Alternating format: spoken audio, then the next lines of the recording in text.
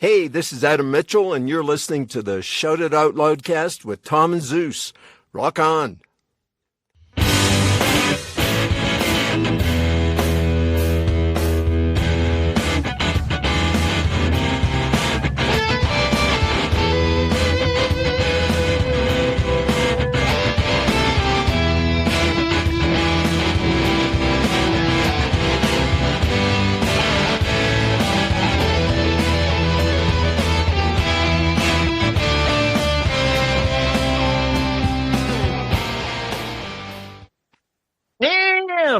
That's right. We're back with another episode of Dome Damage, the show where everything and anything is on the table and the table gets smashed. This is episode 60, and we have a couple of recurring guests this time, but we talk about a couple of new things this time, Zeus, right? Who do we got this week? Oh, man, we are excited because we have Ryan, Spencer Cook, Courtney Kroll, Ramaswamy, Rodham Clinton, Tweed Simmons, Lane Kulick, Spencer Cook, and Jeremy Asbrock, the guys that are from Ace's band, Gene's band, and their own band, Rock City Machine Company. Yeah, great stuff. I know Zeus was posting on social media how much he loved this album. We're both a little late to it, but that doesn't mean we don't want to have our friends back on the show to talk about that. And, of course, touching on the Ace stuff as well. You have to do that. Yeah. Again, like, fell in love with the album that they just released about a year or so ago. So we wanted to have them on to talk about it. So here we go. This week, we have a couple of returning guests. We talked Kiss with them last time. We might touch on them again this time. But we are going to focus on their amazing band of original material and one kick-ass cover song that we're going to talk about. Rock City Machine Company with Jeremy Asbrock and Ryan Spencer Cook are here to join us. Welcome to the show, boys. Thank you very much. Thank you. Happy to be here. Of course. Awesome. Happy to have you. So, Ryan, I got to say right off the top, you are a running kind of, and not in a bad way for you, but you are kind of a running gag going on our show that all our listeners know. Yeah. Because you're Ryan Spencer Cook. We have a listener named Michael. What is his name? We have a listener named Ryan Michael Scott. And between you guys and Courtney Cronin Dole, we have so many listeners that have multiple names. So every time we read their comments, it's like Ryan Michael Spencer Cook Cronin Dole Ramaswamy Rodham Clinton Tweed Simmons. See, my middle name is so lame that I can't do that. Oh, what is it, Jeremy? Tell everybody. It's a good name. It's Clement. Yeah. Oh, Clemett. Is that a first name, a relative, an old? It was an uncle of my dad's, and he told my dad that if he named a son after him, he'd give him all this money. You know how much money my dad got for that? Nothing. How much? None. I just got a stupid middle name. Hey, it's original, and you got a good story out of it. That's true. It's original. It's a story. He does. And this is another true story about the middle name Clement. Back when we started, and I won't take up too much time, but when we were doing a big rock show and even Gene Simmons band and stuff, I was always the one that was the liaison that booked everything for everybody in whatever band I was in. Okay. Big rock show or Gene Simmons. And I had everyone's info because I was the flight guy. I was the hotel guy. So it was Philip Lee Shouse, Jeremy Clement Asbrock, Dean Austin Workman, Matthew Wayne Green, everybody's full names. I have to have all the info. So whenever Jared calls, it's still Jeremy Clement Asbrock in my phone. I do. I see. I'll be sitting next to him and see the text, and I'll see my name in the thread, or just Jeremy Clement. Philip Lee. Yeah. So that's going to stick now. So whenever we say anything, anybody makes a comment, that's going to stick. We're going to keep saying that now. RSC and Clement, JCA. Ryan Spencer Cook. Yeah, exactly. Now, let me just tell you real quick about that. I didn't do it just because I think it sounds cool or something like that. As social media started, I was one of the last people to jump on board. I'm still in MySpace. So when all this stuff was going down, and I finally decided I should join it, I found out there was a country star named Ryan Cook. There's an NFL player named Ryan Cook. So as Yngwie J. Malmsteen said, I did it so I didn't get confused with all the other Ryan Spencer Cooks out there. So okay. There you go. That's it. Good. You're the only one we know, Ryan Spencer Cook, and it's quite popular these days. That's right. When I met Ryan, he was Diver Down on Facebook. Yeah. Diver Down. Yep. I will tell you right now, I will, no pun intended, I will wave that flag of that Van Halen album, but that's a whole separate episode we can do. Yep. I got your back. Yep. So let's talk about, let's talk about the band here. So first of all, I have to start off by talking about the name of the band, because if you Google Rock City Machine Company, you literally get a company in Nashville, Tennessee. You guys are both nodding your head. That must be the point of the band name. Yes. So it is a water treatment supply company.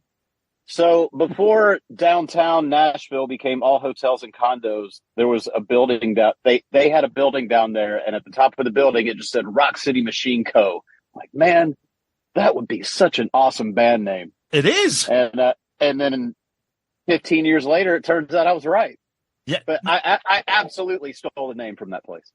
Do they know that? I don't care. No. Meaning like, do you know the guys that own? Like, do you know that company? Like, okay. No. I just thought it was a great name, and I figure as long as they don't get into rock and roll, and as long as me and Ryan don't get into water treatment supply, everybody's good. It's like win-win for everyone. Right. But if somebody gets too big, then you have a problem. Remember, it used to be the WWF until they got too big, and his World Wrestling Federation had to change to WWE. So hopefully you'll get that problem. No, we're driving traffic to them, because if you're looking for the band and that comes up, I'm like, oh, you know what? I need water treatment supplies. Then we help. Hey, babe, are we out of bottled water? Okay, I got it. If you live in the Nashville area, sure, why not, right? Yeah, exactly. So tell us how the band got started. Obviously, you and Jeremy, we all know, and our listeners all know, you guys now have been played with Gene, you played with Ace. You're Nashville musicians, well-known artists. How did you guys say, okay, let's do this, and with who? Jerry can tell you. So, we've done cover bands together. We played with Gene and Ace together. Like, we've done a lot of stuff together. And it was just, we always had people asking us, hey, are you guys going to do anything original? And honestly, it never crossed our minds. But then, I don't know, one day I was just like, man, our journey together is not really complete unless we take a stab at it or at least one song maybe.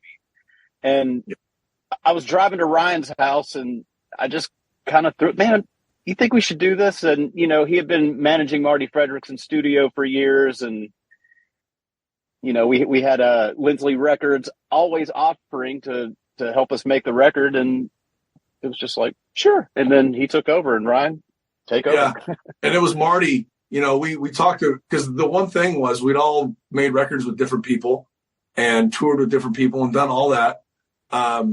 But like Jeremy said, it was the next logical step because we did everything else. There was a period, especially me and Jer, and then Jer and Phil knew each other first, and then I met them, but then Jer and I were in more bands together.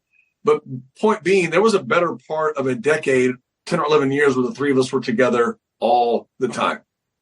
Not just here in Nashville, around the world. We traveled the world together and did everything. And the only reason we were doing that is we were playing guitar, playing music together. And like you said, it was the next logical step. And then I said, I love the idea, but we have to go in and admit that if we do it, it's got to be awesome. And we need somebody that's better than us. We need a producer that's better than us, that's a better songwriter than us, that's done this, that's had hits. And Marty's the guy, because people that don't know Marty Fredrickson, the first big hit he had was Brother Kane. And then he jumped from Brother Kane to Mick Jagger, to Motley Crue, to Aerosmith. How do I forget that one? Ozzy Osbourne, the Struts, Buck Cherry, Carrie Underwood. And we just decided if we're going to do it, let's do it with Marty. And fortunately, Marty looked at all the options of people he had to work with, and he said yes to us. And that's why the record ended up so good. I'll give credit where credit's due. We had a ton to do with it, but we had somebody like Marty in the driver's seat who made sure that we left any dumb ideas out of the mix. And we loved the whole thing. And we wrote it just like this right here on Zoom meetings. We were all at our houses and all pitching in our ideas, but it was just like the screen that you're looking at right now. Like that's how the entire record was written. Amazing. Wow. Amazing. Wow. Yeah. Was this written mostly during the pandemic? God, was it? Yeah, we started at the end of 2021. Wasn't it in December of 2021, and then carried on through summer? And it wasn't the end of the pandemic, but that wasn't the reason, to be honest, that we were doing it in this format. Marty was always traveling. We were always traveling. And sometimes the only way to get us in the same room was to do it like this and set up a Zoom meeting. And we would literally have our guitars and we'd set and pick the idea of the day and run with it. And we usually wouldn't hang up until the song was at least 90% done. I mean, most of them we finished on the spot. Yeah. Wow. I think the thing that's like so like kick-ass about the album is one of the reasons why Zeus and I love it and wanted to have you guys on. I just love that it's that old stripped down classic, like bass, drums, guitar, and it's got a little bit of something that I love, and I think Zeus likes it too. It's got a little bit of like that kind of like Southern rock, you know, like obviously you cover Bob Seger. We'll talk about that, but it reminds me of like a friend that we had on the show not long ago, like Tuck Smith, like, like you guys, like throwback rock, like even a band like Blackberry Smoke, like hard rock, but not heavy, but a little bit of like that Southern groove to it. And I think that's just what makes it just so badass. It's funny. Marty was working with Tuck while he was working with us. So they'd be coming out of the studio and we'd be going in. Yep. But like while he was working with us, he was also working with Buck Cherry. He was working with Scott Stapp. He was working with Aaron Jones. Who else? He was one more that I'm forgetting, Ryan. That was in there a lot while we. were there. Daughtry. Oh, okay, that's what it was. Nice. Yeah. But that was a sound that you guys were you weren't going after something like hard and heavy. You weren't going after like a Kiss thing. You were kind of going after like that classic. And that's the thing. Thank you for all that, because that's everything you said is a compliment to us. Is what we were going for. But good. Jeremy said this even more than me, but the record, I think you listened to it. I'm not kidding you, man. It turned out exactly how we wanted. And Jeremy has said you can hear every single one of our influences in that record. But you know what? Surprisingly, that the world, I don't know if the world noticed this or not, but guess what it doesn't sound like? A Kiss record. Exactly. Yeah. And everybody, if you would have heard that Ryan, Jeremy, and Philip, who play for these two guys, we're going to make a record, everyone would say, well, it's going to sound like Kiss. Dress to Kill or Rock and Roll Over or whatever. Guess what it doesn't sound like? Right. And that was not purposeful. That was not the intent. We didn't sit down and go, this cannot sound. What you hear is just what came out of us. And I don't think we ever sat down and said anything. It was just we'd go with a riff and then start a song, and it kind of just turned out how it turned out, and it's going to turn out like that because that's all the bands that we listen to. The thing I like about it is it doesn't sound too much like any specific band. Like you hear a song, you're like, oh, that sounds just like AC/DC, and it's just like you might hear an AC/DC influence in one of the songs, but it doesn't sound like AC/DC. Yeah. Exactly. Yep. Yeah. I mean, I hear when I listen back to it, it's like I can definitely hear the parts of Aerosmith I was listening to when we wrote this record. I can definitely hear the parts of Def Leppard we were listening to. I was listening to when we wrote this record. I mean, I hear a lot of stuff that I love in this record. Yeah. Yeah. For me, I hear 70s influence major. Yeah. Oh, yeah. And the rock guitar, the Aerosmith, mind you, we're from Boston. So we pick up that Aerosmith vibe right away.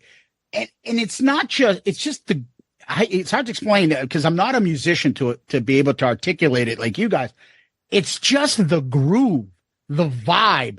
And I'll be honest, your vocals kick ass too. Amazing. Thank you. Yes. They kick ass. It's got that like Southern whiskey kind of soaked voice that works. And then like Soulful of Gold, just the breaks and I fucking love it. And the way you come in and sing it, it just reminds me a little bit of like the Bon Scott era of AC/DC, where it's easy to sing Highway to Hell. No, it's not. He's got to put that in correctly to work and give the guitar and the drums the right breathing, like to go. And that's what I feel like a lot of this I picked up on. Thank you for that. And one of the cool things about Soul for the Gold that I love is the way, that's a really good example of how this record came together, because we had what we called the pot, and Marty created a shared Google folder, and our assignment, the three of us, was to each just download, record and download any ideas we had, be it a guitar riff, a melody, a lyric, anything. And then that's what we would pull from on our days to write. Man, there was this, when I did Soul for the Gold, that there was something that Jeremy put in like 3 days before that whole middle, and we never even thought of the same song. And we were just sitting there going, what do we do now? And Jerry goes, remember that thing 3 days ago? And it just married and went right in. Yep. That's and awesome. Every song on the record was like that. It was meant to be. Yeah. I sort of cheated a little bit. I went into everybody's folder and picked one of their riffs to write to. That way I had a collaboration with them instead of, like continuing on my own riffs. That's awesome. But see, that's how it worked. And the cool thing is, thank you also for mentioning the 70s thing and the vibe. Yeah. Marty said when we did this, it's no big secret that me, Phil, and Jer, and you two guys, we love Kiss and Van Halen. And we love the 70s eras of those bands more than anything. Yeah. And those records were 29 to 33 minutes each. Mm-hmm. All those albums.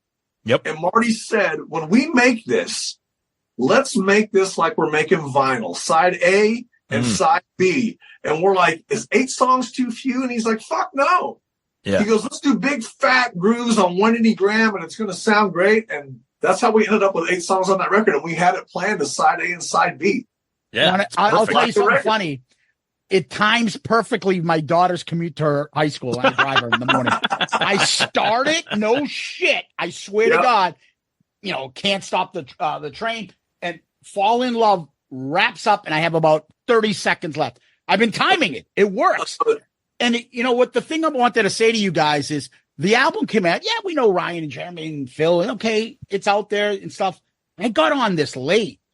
And I don't know, I tagged you on it and I put it up and I'm like, has everybody fucking heard this? Is it just me? Like, when I just discover something that's fucking awesome and I'm the only one who knows, and everyone's like, yeah, shithead, this has been out for a while. It's fucking awesome. I'm like, well, I'm just getting into it. And I'm like fucking thrown back. I'm like, and I was telling him, and I don't usually find new music. I'm an old fucking stubborn curmudgeon. Like, I got my Kiss, I got my shit. And then all of a sudden, you know what? I want to get some older Deep Purple stuff that I haven't gotten into. I'll get into this.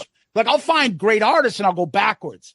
But new shit, I don't fucking deal with the Spotify shit. I don't. Right. So finding you in this, that's a huge plus because I don't jump on new music. And I sent it to him. Like, dude, have you heard this?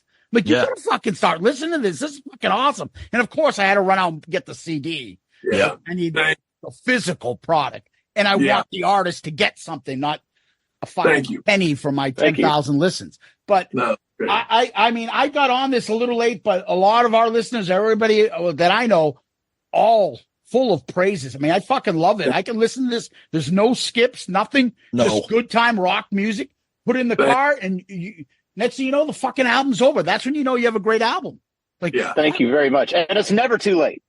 No, I agree. It's never too late. I have to ask. So I'm a massive Bob Seger fan. Yep. And when I saw that you covered Ramblin' Gamblin' Man back when he was called the Bob Seger System, this is like 60s Bob Seger. Like, what prompted you guys to just go? I mean, if you're a Bob Seger fan, you know that song. But a lot of people that are just know the big hits. I love how you didn't go after a hit that's been beaten into the ground, and you kind of went after like a deep classic, if there's such thing. I can tell you exactly what and why, because when I brought the idea to the guys was my whole life I've been a Seger fan. That's something. I'm probably the oldest guy in the room here. I'm 54. That song was released in '69, the year I was born, just about 3 to 6 months before I was born. So it's a little older than me. Okay. Yep. My first Bob Seger record growing up as a kid was his greatest hits. And then that made me go buy all the other albums. And this was a great. So I've had that music in my house and in my life, since I was a little kid. But 5-6 years ago, Tarantino releases Once Upon a Time in Hollywood. Yes.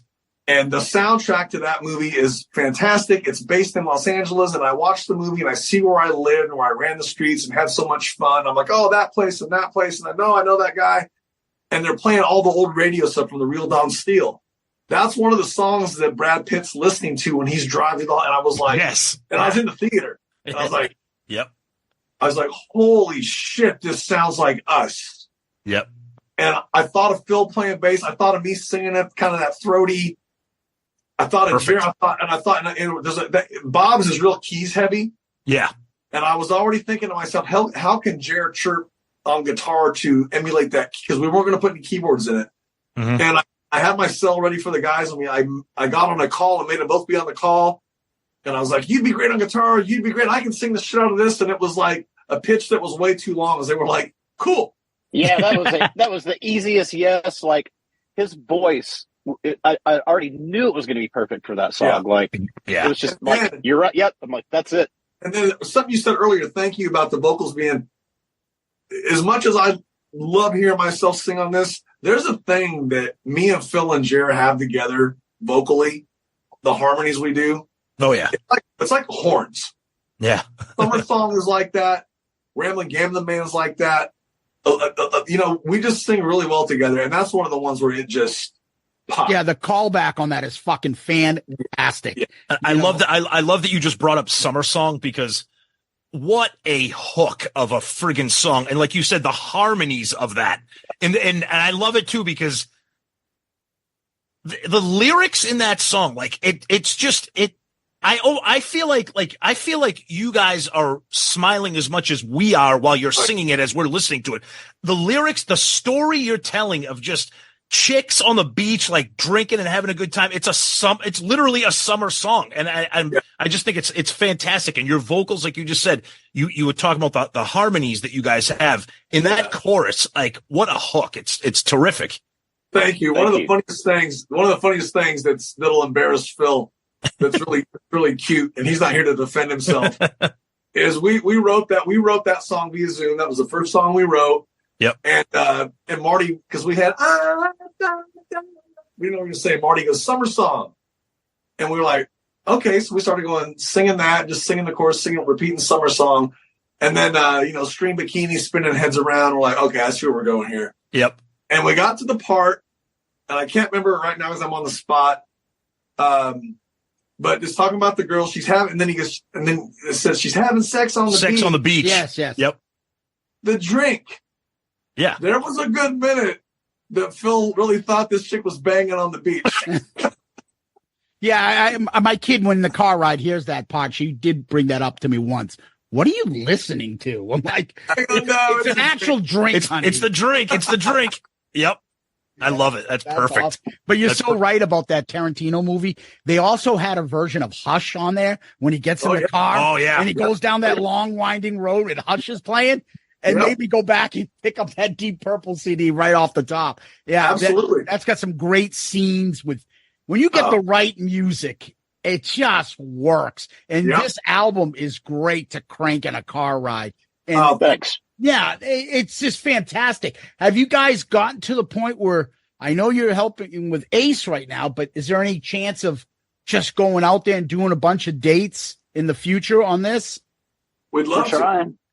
We're trying to. Yeah. It's just, there's a lot of balls in the air. Yeah. Yeah. With you guys, I can imagine. I know. The exciting thing is, though, we do have a show coming up with the Dead Daisies here in Nashville. Next month. I saw that. Yeah. And that's going to be a lot of fun because those guys are our friends anyway. Karabi lives right down the street here. He's not far. Yeah. So he lives here, and the rest of the guys are spread out. But, like I said, we got to take this one show at a time. We'd love to put a tour together, but there's so many logistics and different bands to deal with. The answer is, do we want to? The answer is yes. We'd love to. Would you consider this a one-off, or do you guys have intentions of continuing to put out another album with this band, or what do you think? It's a one-off right now. Okay. Man, we'll take it. Unless Jared knows something I know, would I love to do it again? Hell yeah. Yeah. I mean, me too. there are no plans to do anything right now, but well, make plans then. Right here on this show, make plans. You know, I think Ryan and I would both love for this thing to become successful and, you know, kind of take over our lives.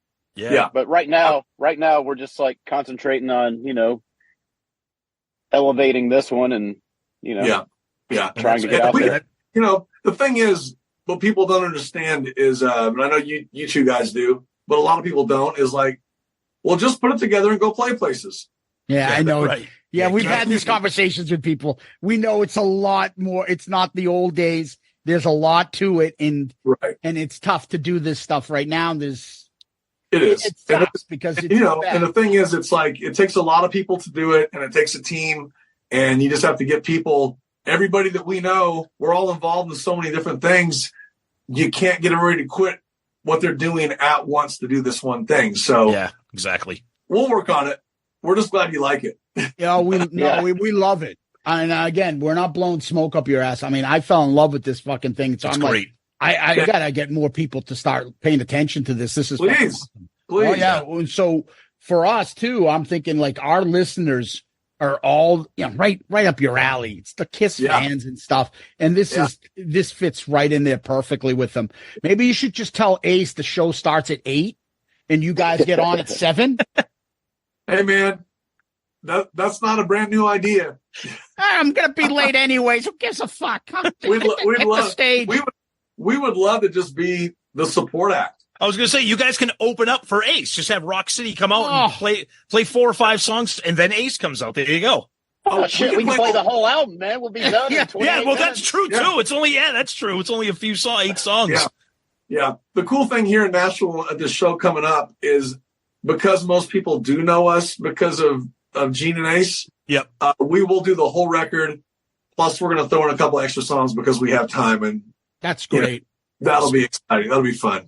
So we can't have you on our show and not pick your brain for a few minutes about the Ace tour and how that is. And, you know, we call it the way that we see it. You know, we love Ace. We love you guys. The band is spectacular. Thank you. Ace is getting old to be kind. He's touring. People are having a good time. What are you guys seeing? What are you guys seeing? What are you guys feeling? Some of the new music, the 10,000 volt stuff. Give us a little bit of a kind of a feel for what's going on with the Ace tour, if you can. I can get the first thing I'll tell you about is the shows that are coming up. We go back out on the 25th of this month, and being that it is summertime and there's a lot of stuff coming up, I can safely say, and Jared can correct me if I'm wrong, once the 25th gets here, we're gone with Ace almost every weekend until the first week of September. And we have shows booked into November right now. Wow. With him. Yeah. But we're doing what we call, what Jeremy and I know more than anything as what's called the Nashville touring schedule. Okay. And when you live in Nashville, there's so many country artists here and stuff. The norm for them is to leave on a Wednesday evening or a Thursday, play the weekend, back on Sunday.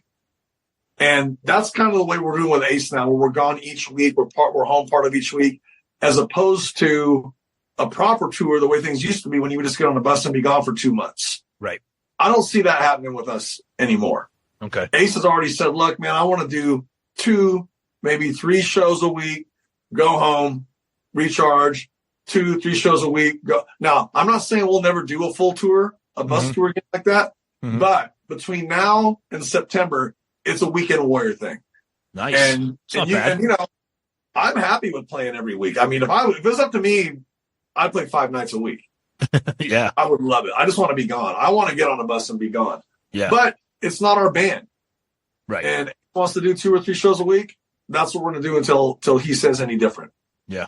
Yeah. We had Steve on with Ace a month or 2 ago. A couple months ago when the album first dropped. And so we were talking about that, and Steve was saying to us with Ace that, you know, they've got a better system set up for his touring. Because, look, God bless the guy, but he's in his 70s. Yeah. Everybody expects him to fucking run like he was in 78. They're fucking on crack. So the schedule like this definitely it's better for him. It behooves everybody for him to be on this type of schedule. Because no matter what, even young guys like yourselves, it's fucking, I'm sure, tough on the body to go full on the road. And it's not just, Bruce was telling us that. It's the fucking traveling. That's what the Grand Funk stuff. He's like, I don't like, it's a bitch. It's not the performing. It's the easiest part is the easiest part is the show. I'm sure. Oh, yeah, exactly. And that's what he was saying. Yep. And this would be good for Ace because he needs it. Look, he was getting a lot of shit before. I think since he's been back and released the album, is his effort and his singing and everything else has been better. I liked it. I thought he's performing better. He seems more engaged. He seems more, I don't know, like cognitive, like what he's saying and doing out there, rather than looking at the poor guy from a year or two ago. Right. It just seems like he was fucking worn down. Yeah. And I think he looks fresh and he's happy and he looks like he's having fun. This album, I think, is breathed some new life into him. Totally. And I hope he continues to have that fun like he looks like he's having now. Right. He's really, I will tell you this, the one thing, and Jeremy and I talked about it, I've noticed it a lot. He's definitely, after the break, and like you said, recharge a little bit, he's definitely trying to really do everything with the label to do as much promotion and like you said, engaging and being out there to really let people know that he's genuinely behind this record and happy about it. He's excited about it. I mean, Jeremy and I have been 5 years now, and I haven't seen him this amped up about a record since we've been with him. That's me either. That's awesome. He wasn't just amped up about Spaceman. I mean, he loved it, but and we, I have noticed that Ace kind of takes a beating about playing new songs, but I think everybody's forgotten that in support of Spaceman, we did 4 songs off of that record. We did Mission to Mars. We did Bronx. Was it Bronx Boy? Is that what Bronx it was called? Boy. Hey, even you don't remember. I want to go back. We did that song, and we did what was the other one? I'm trying to think. I know. Mission to Mars. Did I say that? You said Mission to Mars, Bronx Boy. Want to go back? I want to go back. There was one more single. You're kind of proving the point. Yeah. This new album versus what he was doing and how he was before. And here's the thing, and let's just be fair. It's like, look, people can say whatever they want about Ace or any other artist. They're out there doing it and they're giving it, and you gotta, and our job is to be the guys that play everything right all the time. Right. No matter what's going on the stage. But that's the running theme though, guys. We hear it. People are pretty honest on our group pages and all our listeners and stuff. Everybody says kind of the same thing. It's his fucking band behind him that kicks ass. So no matter how bad he's playing on a certain night, and everybody has rough nights, his fucking band. You guys are elevating him. Yeah. Like that, how awesome you guys are. And thank God he's got you guys, even so, to carry him on bad nights. But people cut him a break because everybody loves Ace. Yeah. So if it was Paul up there, like having a bad night, he'd get a lot more shit than Ace does. Yeah, he would. He would. Yeah. And the thing is, we play the songs. We really do try to be like as perfect as we can. I don't know if perfect ever achievable anyway, but I can tell you that Jeremy and I know Kiss, man. We know Kiss. We know Kiss music, and we know. Yeah, we know. Yeah. And we know what our parts are and everything. But you also got to understand, as much as we are doing it because we want to play right and we want to be great, man, when we were playing with Gene and now with Ace, we're playing with our heroes. I mean, exactly. We are getting to do this. Yep. And there's nights that are better than others, and even whether it's this band or ever the bands I've been in, we've all had those nights. But these are 2 of the guys that I can tell you that, man, just getting to play with 2 guys from Kiss, that these are guys who were on my wall in first grade. Yeah. And so it is a really big deal. It's not just wanting to be good because we respect the music. It's because we're happy to be playing with those 2 guys. Yeah. Well, I got to ask you guys. And we're the guys in the audience too. Like, I know what I would want from an audience perspective, what I would want to see and hear. And, I want to hear it like I know it. And that's kind of what we both, are trying to accomplish. I love when musicians say that, Jeremy. We've had other guests on here that have said the same thing. They say, it's kind of like what Zeus and I said when we created a podcast. We want to do what we would want to hear. Yeah. Yeah. So we want to provide or create what we would want to hear. So I love when a musician says, when I'm up on stage, I want to do what I would want to hear if I was in the audience. Yeah. And I think that just shows such a high level of respect for your fans and for the audience. It's great to hear that. Yeah. But with that, I got to ask, when the set list, I mean, I'm assuming obviously it's Ace, but do you guys get the chance? Cause I remember you guys were doing it with Gene. Hey, Gene, let's play She's So European, right? Yeah. Yeah. Can you push him? Because that's the one running theme. Like, people want to hear some of his newer songs, or people want to hear more of his Ace prior songs. to this new album. I mean, I wouldn't say we had any say, but you could suggest stuff to Ace, and sometimes he went for it and sometimes he didn't. Like at the beginning of last year, I got him to do Stranger in a Strange Land and Insane. Yep. Wow. Insane's fantastic. Great job. I gotta tell you though, as cool as that stuff is, and I know the diehards love that, man, it just didn't get much of a reaction ever. It's funny that those things they found their way out of the set because. And it's funny when you say that, Jeremy, because that feeds into what Paul Stanley has been saying forever. I hate to admit that it's Paul true. Is right. I swear to God, man. We just added Shout It Out Loud and Rock and Roll All Night, and I'm thinking like nobody wants to hear Rock and Roll All Night, but it's not true, man. Like they go nuts. Yep. Detroit Rock City. When we do Detroit Rock City, I noticed this when we were touring with Alice Cooper. It was right in the middle of the set, and the crowd would be okay, but whenever we did that song, it just elevated the entire crowd, and you see everybody going nuts. And look, I know there's some people out there that want to hear like the weirdest song on his weirdest album, but on stage, you kind of go by the reaction, and those songs create a huge reaction, and there's just no denying it. And that's true. And I'll echo what Jeremy said. The Alice Cooper thing was a really proof. Like, we saw you on that tour. Yeah, we saw that tour. Proof that you can't argue with, because we were doing arenas and sheds. Yep. We weren't playing 1,500 seat theaters. We were playing arenas and sheds, massive. And to see the level of excitement rise right when something started, and then it stayed there. Yeah. It's just like, I get it. I get it. Yeah. I we go into Love Gun. There's somebody. There's somebody right now watching that is the head of the Ace Frehley fan club in Jendell or somewhere, and he's going, F you, Ryan. I want to hear I'm in Need of Love. I want to hear Dolls. No. And we love those songs too. Songs too. But I totally understand that, like, playing for masses now. I mean, I get it.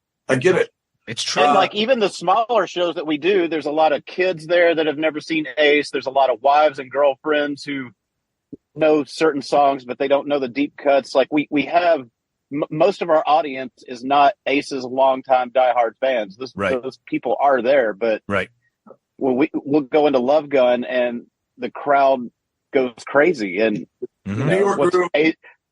what's Ace going to say? Like, oh, well, we got to cut those songs and add Shot Full of Rock. Shot Full of Rock. And, I hear people wanting that song. Which I love that song, but he's never going to play it. And people want to hear Trouble Walking. Yeah. And I understand all that, but it's like, Trouble Walking or Shock Me tonight. Right, of course. Shot Full of Rock or Cold Gin tonight. Right. And by the way, guys, Ace did write Shock Me and Cold Gin and Parasite and other stuff. It's like, yeah. He did write that stuff. But so he gets the shit when it's not his writing. So Detroit Rock City, Rock and Roll Night. I have to respond to that because I read a lot of that stuff. Go ahead. Man, Ace did not start writing or singing with Kiss other than like Parasite and Strange Ways and stuff until 1977. So he doesn't really have a lot of his own stuff to draw from. And he is the fucking guitar player in Kiss. I play guitar because of Ace Frehley. Those solos are his solos. Yeah. He is entitled to play those songs because he has a composition in every fucking Kiss song. Yeah, Jeremy. I love it. Yes. I know, but then he also has songs where he sang and wrote the lyrics on, which people love just as much. So that's why they're saying it. I'm being devil's advocate here. Yeah. Like, Well, he's not in the Rock and Roll Hall of Fame because of those songs. He's in the Rock and Roll Hall of Fame because he's the fucking spaceman. We get it. But I'm just saying, if you have a choice, do you want to hear Ace's awesome band, which is you guys, do Rock and Roll All Night? Or do you want to hear Ace do, I don't know, what's a fucking other Rocket Ride? You guys do Rocket Ride. You do Rocket Ride. But I'm like, I don't know. I'm thinking of Dark Light. Yeah. Yeah. You know, which but we you're tried. Right. I know. On the cruise. I remember. Yes. But God bless him. Regardless, these are the kind of conversations it's Kiss fans. You're never going to please anybody. Yeah. So, well, you got that right. Yeah. It's true, Jeremy. Oh, shit. Yeah. Well, guys, listen, tell us where we're going to be able to see you, talk about your Nashville show, where they can buy the music, not just Spotify, please. Plug away. Go ahead, Jared, and I'll pull up some info. Go ahead. Okay, so the show is with the Dead Daisies on June 16th at the Basement East in Nashville, Tennessee. Tickets are available. I mean, you could go to either mine or Ryan's social media pages. We have links there. Both bands have links to the show, so tickets are pretty easy to get. Although tickets might be getting low because that place only holds about 500 people. So, yeah, it'll be tight. And then I was just looking at the calendar here. As far as Ace, like I told you earlier, we start the end of this month touring like the 25th or 26th. And then through the entire summer, there are not very many weekends when we're not out with Ace. We're going to be pretty much every week. And we have a new agent, or Ace has a new agent now. So we're even doing some fun packages. So it's not just us. We'll be out with Aldo Nova and Slaughter. Yes, I saw that. Right. Yeah. Adler and Vixen and Vince Neil and like a bunch of different fun bands doing some different venues we haven't done before as well. So we're happy about that. So awesome. And right now we're booked into November. Wow. Amazing. So if there's a Kiss cruise that comes up again, are you guys going to jump on? We'd love to. If they ask us. You better. Yeah. They better. Hey, we'll always accept any Kiss cruise that we weren't on wasn't because we did not want to be there. Right. Okay. Right. Gotcha. Right. And what about the website, anything like that on the band or social media? Socials. There's a Facebook group, this Rock City Machine Company. Instagram is Rock City Machine Co. And then, like we told you about the touring and getting everything else together, we'll get a website there when we feel like it's time to actually do it. But the records, stores are ordering everything's being ordered directly through us via socials. So we will ship to an individual, we'll ship to a store. We got a distribution deal in Europe that started last year. And so the record is available all through Europe.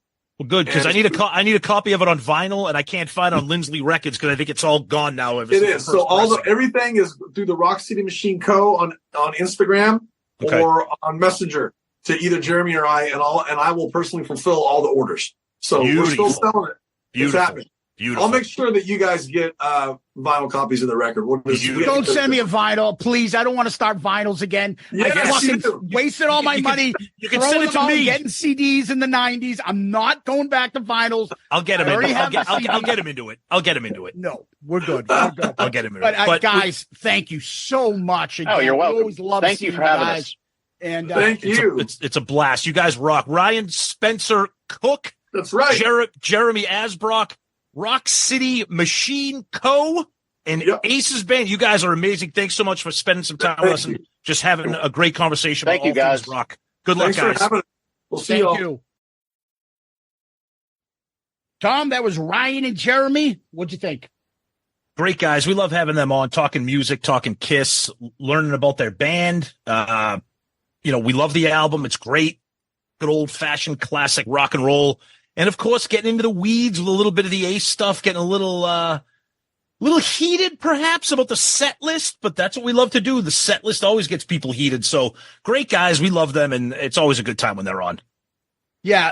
Terrific guys. They, a lot of fun and they're pretty honest and open about stuff. Yep. And I love them telling us a little bit behind the scenes about the album and what they're going to do, if they're going to do anything. In addition to that, obviously answering some questions about the Ace tour and some of our questions about the song and the set list choices. So always a blast with them. Please, if you can, go catch them. I think it's June 16th in Nashville. Yep. And go get our Rock City Machine Company. They have albums, they have CDs. Pick it up wherever you can and support the guys. Till next time, peace out, Girl Scout.